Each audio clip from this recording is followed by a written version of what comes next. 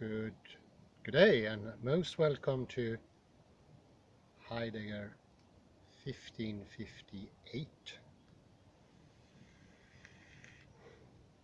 And now continue the 1556. Dimon. The use of the hands in teaching, and as in previous episode I would read the descriptions, then we make a manual instruction, then we go through the commands, the orders that Dimon posted.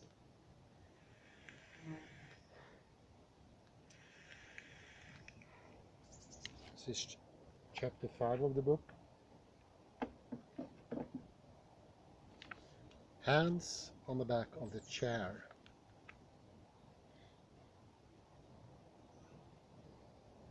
We've now looked at the directions for the arms when we put hands on the back of the chair.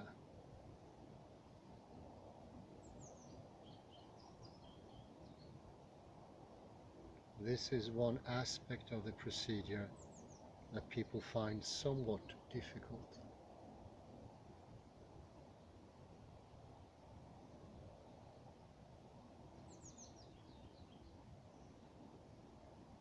So it is very helpful to study it and experiment with it a bit in order to get familiar with it.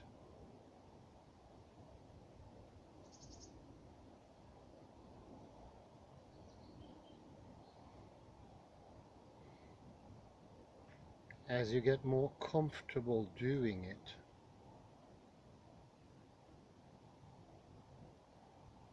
it becomes easier to include into the larger whole when performing the entire procedure.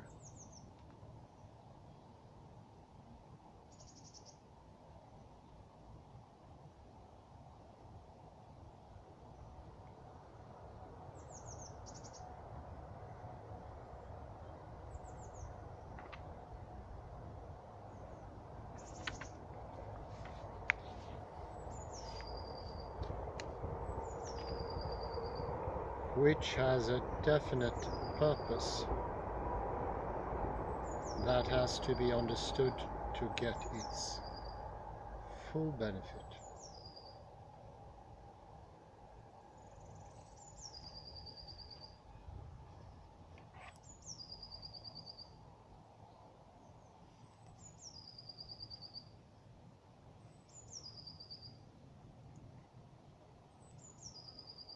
Of all the procedures Alexander developed, hands on the back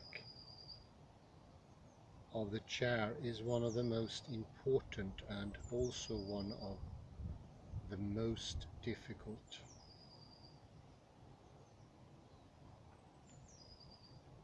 Alexander said that if you understand how to do this procedure,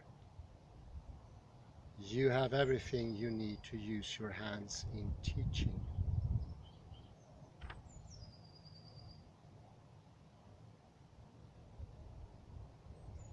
Yet the procedure is rather baffling and technical.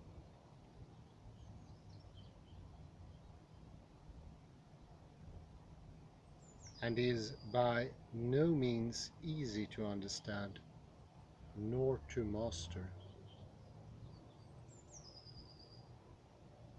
It is also the only procedure that Alexander explains in detail in the entirety of his writing.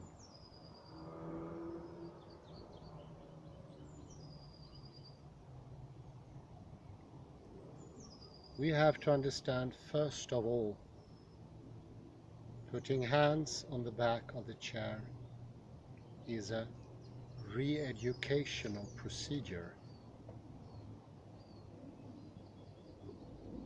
Like the whispered ah. it is meant to bring about specific changes. In this case, the musculature of the back disengaging harmful tension in the flexors, encouraging healthy elastic muscle tone and support in the shoulders and thorax. As such, this procedure is not just a matter of going into monkey and then adding the directions for the arms.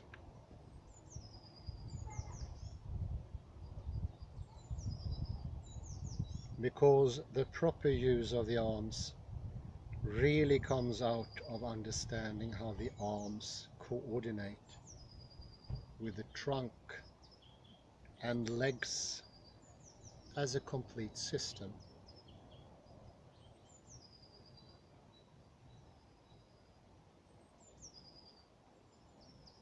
So let's look again at the arms in relation to the larger whole.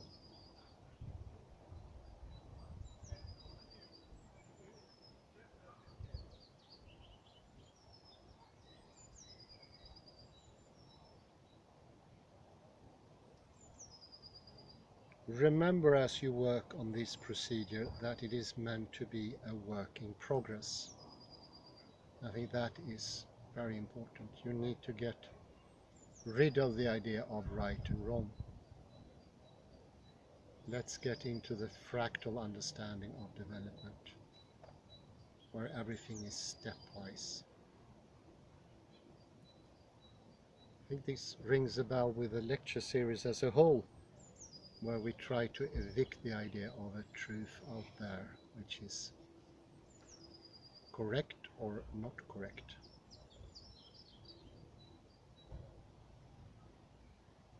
Everything is about levels.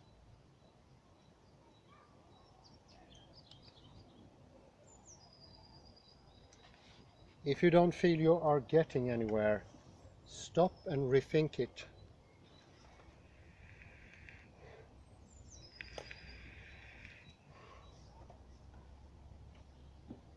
Stop and rethink it, very important. Try to give you a chance to reconfigure.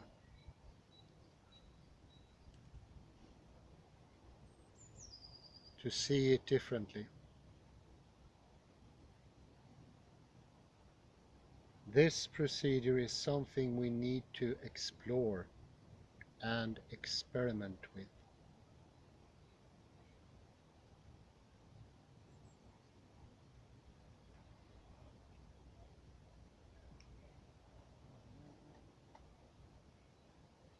Give yourself time to try out these exercises in a leisurely way and keep coming back to them.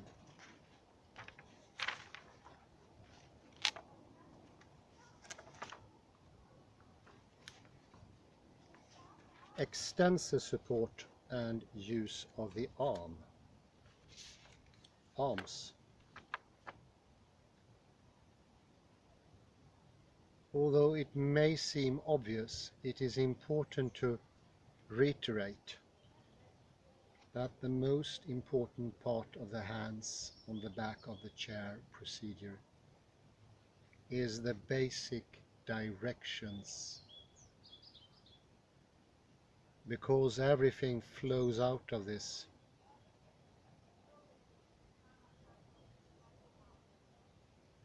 We've already seen that although the upper limb in humans is entirely free of weight-bearing duty and is used for manipulative purposes,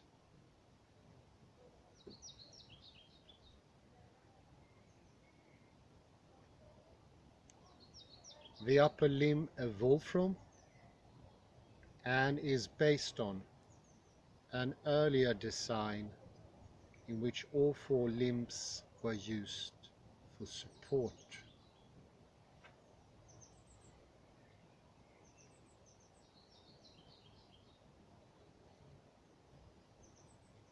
It is easy to assume that simply by releasing the arm muscles, we can re-establish the normal use of the arms.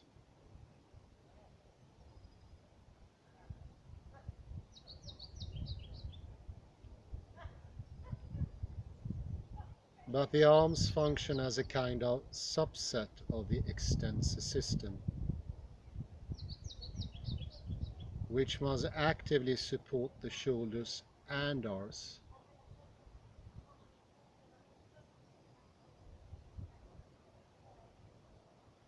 Which is where the hands on the back of the chair procedure comes from.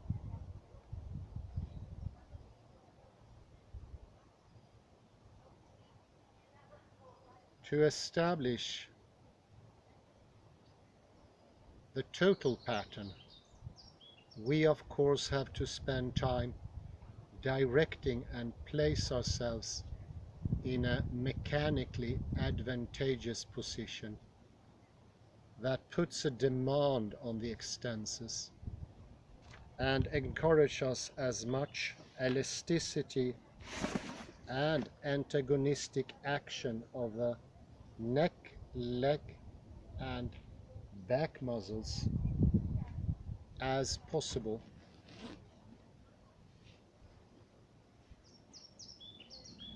Just going into monkey won't do if there isn't sufficient release and freeing in the musculature. If you are pulled down, you got to spend time to undo this, to get muscles releasing and to get into length, so that you are not just directing but seeing to it that all the directions are actually working. Cheers. In particular, the back must be lengthening and widening.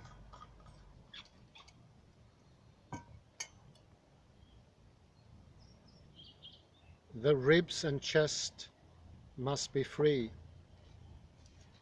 The hip flexors and the inner thighs must be releasing so that the legs are undoing and the knees going away.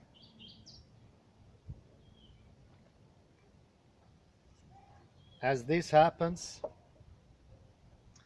the neck becomes freer so that the head starts to really go forward and up out of a lengthening back.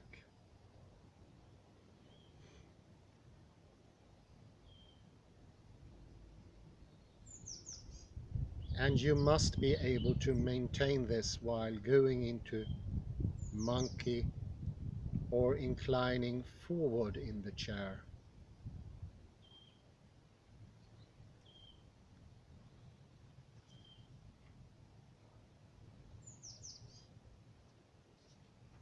So that your back is lengthening and widening, with the head going forward, the little drip, and up, and the knees going away as the starting point for putting hands on the back of the chair, getting the primary directions working either in monkey position or in sitting monkey position with the trunk inclined forward in the chair is essential for the arm directions to work.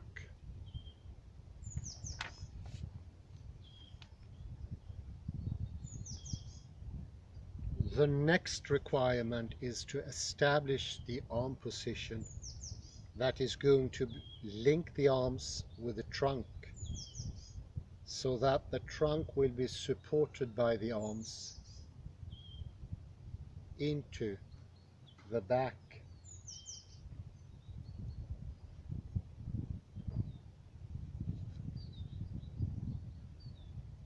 To do this, we have to maintain directions for the arms that ensure that the flexors will not tighten and interfere, which means keeping the fingers straight, the wrists in, the elbows going outward and downward, and the shoulders apart as we grasp the chair. This hand position disengages the flexors and puts the burden on the extensors, which must work more.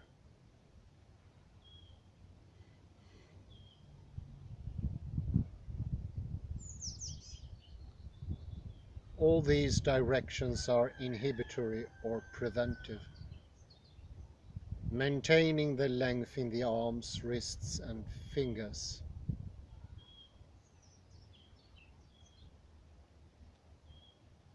And we must do this while maintaining the primary directions for the monkey, so that we are building these arm directions on the basic building blocks of the primary directions. The drip on the nose ridge, the smile at the cap of the neck, cape of the neck.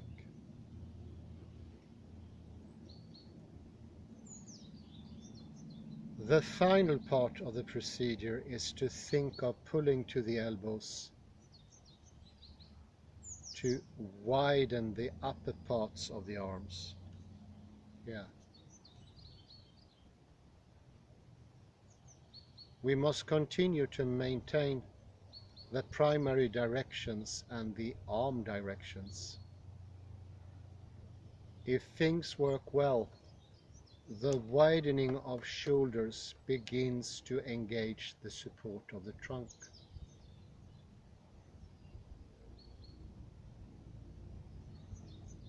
To come from the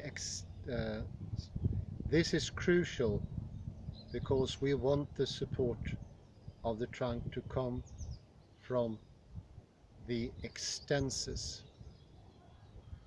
not from pectoral muscles or biceps, or by coming down in front like this inside.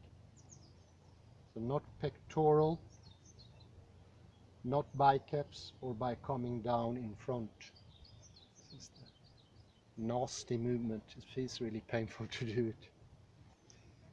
If we continue to think of pulling to the elbows by grasping the rail of the chair and directing the elbows downward and outward, we will be fully engaging the widening musculature of the back,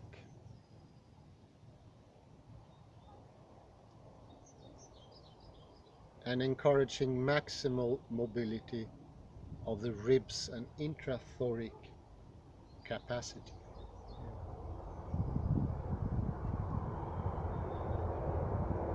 It is crucial to keep all the directions going throughout, so that you are establishing a framework of head, trunk, legs and upper limbs that maintains antagonistic pulls throughout.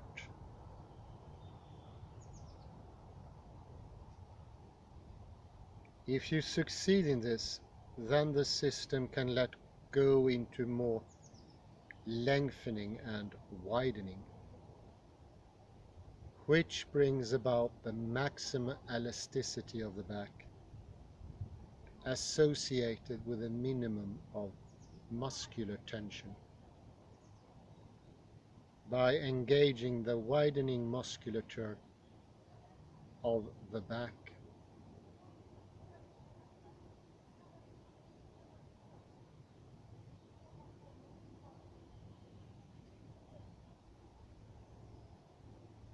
When this works well, you'll feel your back lengthening and widening hours after performing the procedure, which is why Alexander spoke of hands on the back of the chair as a re-educational procedure for bringing about maximum widening and elasticity in the back, and the basis for learning to get the arms working in a coordinated way with the back and trunk.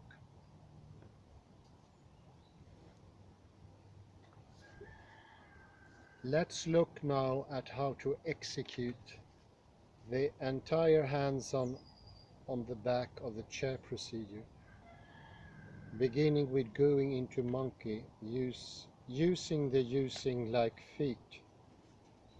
them like feet and supporting the trunk with the arms.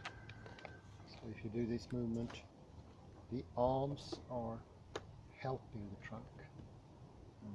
The widening and the directionality of the elbows are here helpful. Even only explaining this, I can get into it easier. The directions of the elbows are this and down.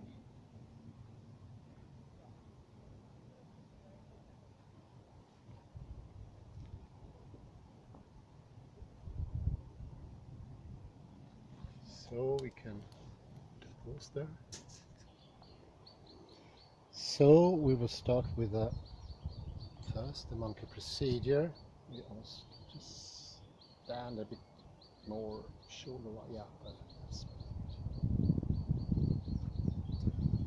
and first think of a drip going up the ridge of the nose to give that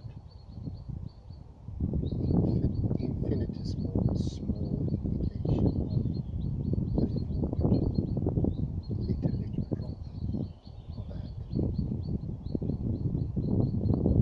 This little drop unlocks the lock of the atlanto-occipital joint and thereby freeing the connection for the head to go up.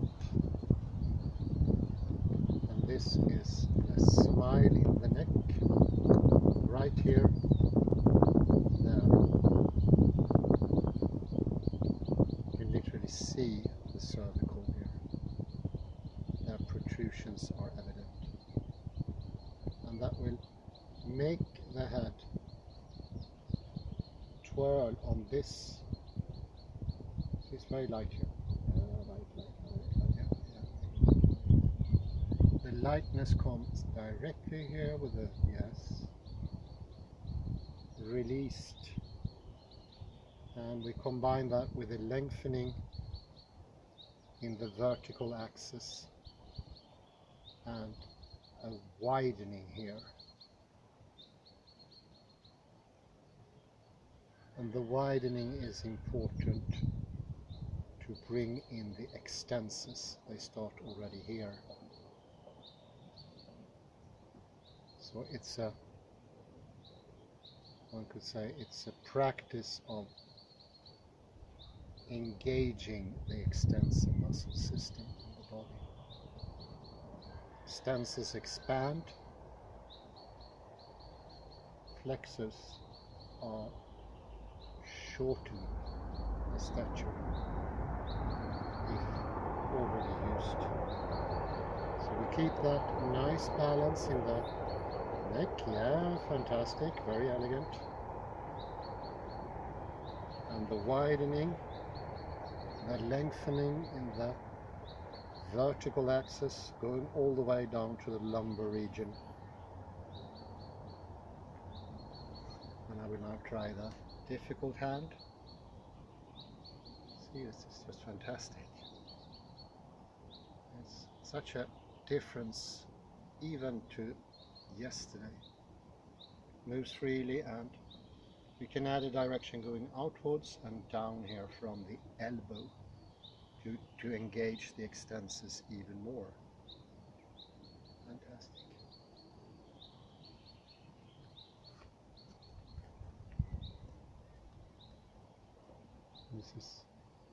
Kalle is a left-hander.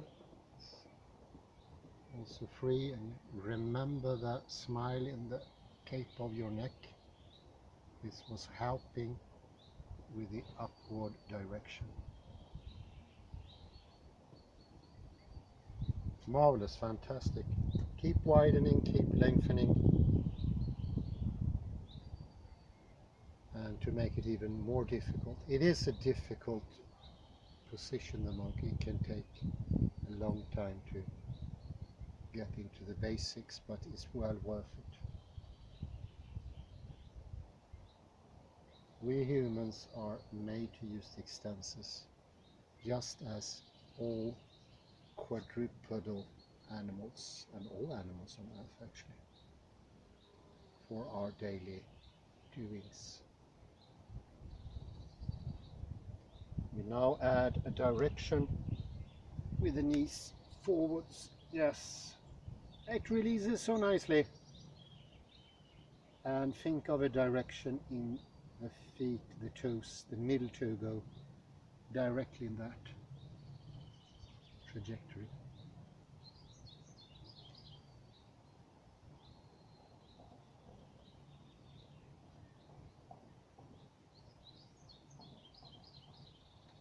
Keep that nice balance here. Yes, yes, yes. Keep lengthening, widening, and we'll see if we can get you more out of the hips. Yes, fantastic. And you can flex your knees just to come down. And yes, continue. Yeah, fantastic. Remember the drop on the nose ridge and a sort of upward movement, the whole of the head. Yes, this is truly visible. I will change the camera so you can see from this direction as well. The neck now looks different. It's extended. There is a very nice balance here. We'd actually need a third person to photo here. I see here, that is a very smooth movement. It's going to get tougher to be free here in this area as we go down in the monkey, because inevitably the flexors will be engaged. That will happen.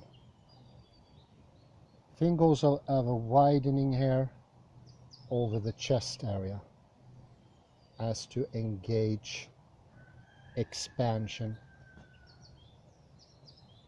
This is teaching the body that the arms are actually part of the back. They are not disjunct. A direction going that way and a sort of outward movement, very slight, this direction and downwards. Yes, that's it. Very good, very good. So oddly enough, this is a rather static movement, but it's very helpful in getting the body into a more healthy balance. I should just say balance.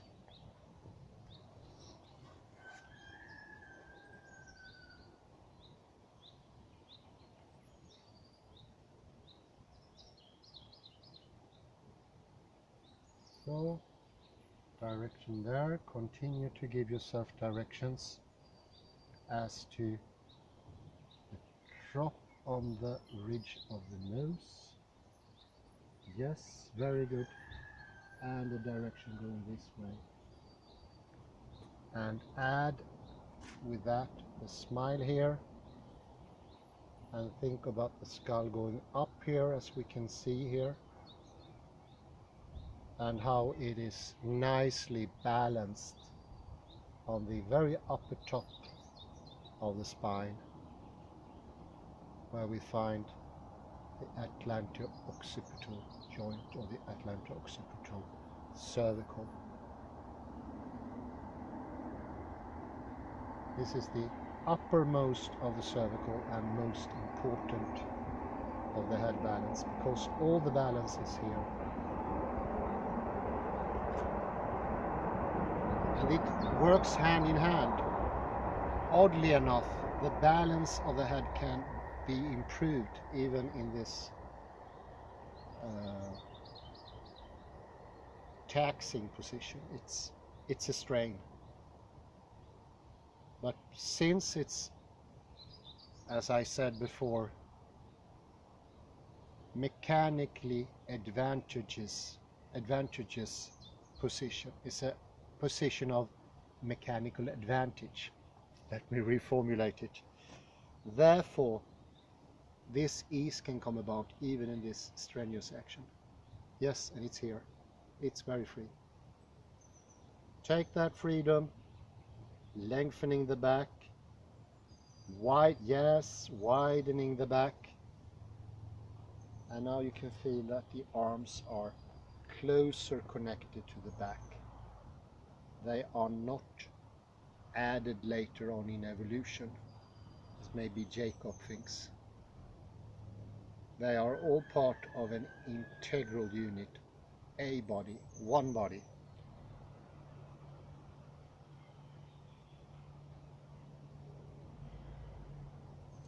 Think also, continue to think of a direction of the knees going forward. And you need not to flex anymore. I think that's quite enough. So deep. And the knees tend to go over the toes. I will just see if I can get you up a little bit. Up. Yes, very good, very good. Then we're going to give you a certain tilt here in the hip. You can feel that joint here. So we also learn to use the hip joint. This is the true joint. Not here in the belt region where we usually think the joint is sitting. There's no joint whatsoever.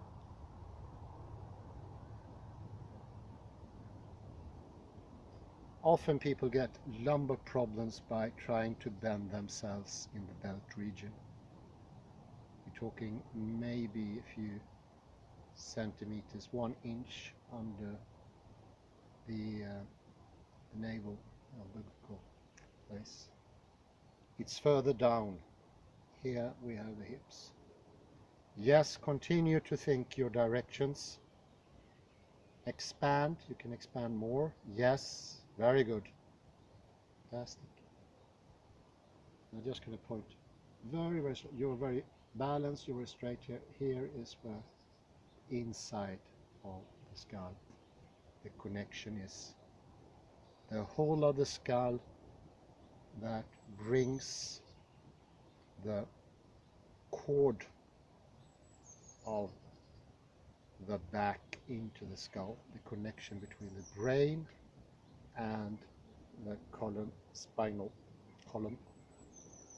So it's a very important connection, and if this is put in peril by overtensing here, it will actually put pressure on the cord and possibly stop the information flow. And I think we had you here a couple of minutes now, 3 minutes, 3.5. Time to take it out. I would say in the beginning, maximum training time 2-3 minutes, and then you can take it up to 5 somewhere there as a good measure. But keep your balance, keep your upward. Yes, very good. And you go up, up, up, up. You can take the whole body. Yes, yes, very good, very good. Fantastic. You can go more up. Yes, very good. Yeah. Now you're very up. You can bring the hands down. And remain this. You keep lengthening, keep thinking the smile at the cape of your neck here.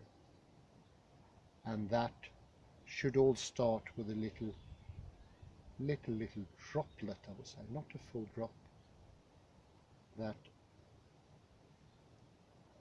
slowly goes on the ridge of the nose. Very good. So his movement is now freer, and as I just read from Ted Dimon, this was last several hours, I would say days, because there is a considerable difference between today and yesterday. I think almost at the same time yesterday we did this exercise, and the result was pretty similar, but now it's much more. He's finding his balance, and to do this in the monkey, which were he had his flexed knees and tilted by the hip, it's much more efficient than always trying to do it while working, because you're re-educating your body now using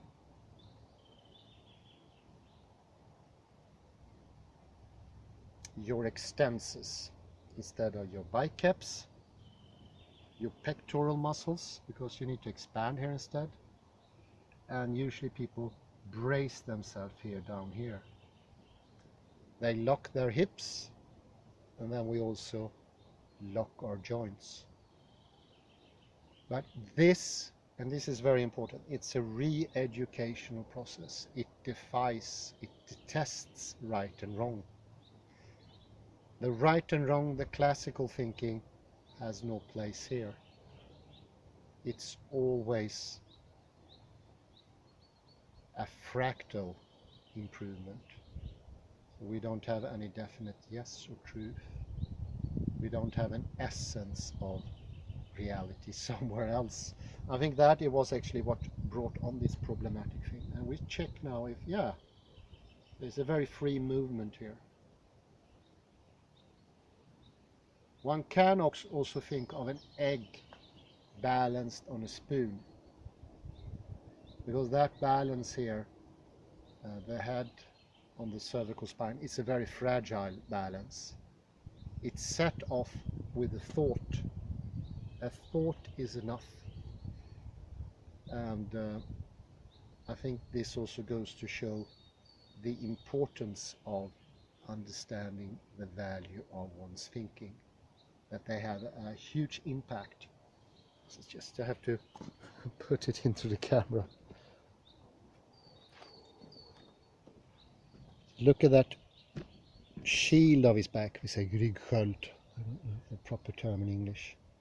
It's now widening. The shoulder blades are further apart, probably helped by the extension and directionality of the elbows and the direction we gave when he was resting his hands on the table. This is an excellent table procedure. I actually wanted to repeat it, but since this was such a huge success, I think we end here actually. And with your approval, Kalle, I say thank you very much. Thank you. Excellent, excellent, fantastic. Bye bye for now.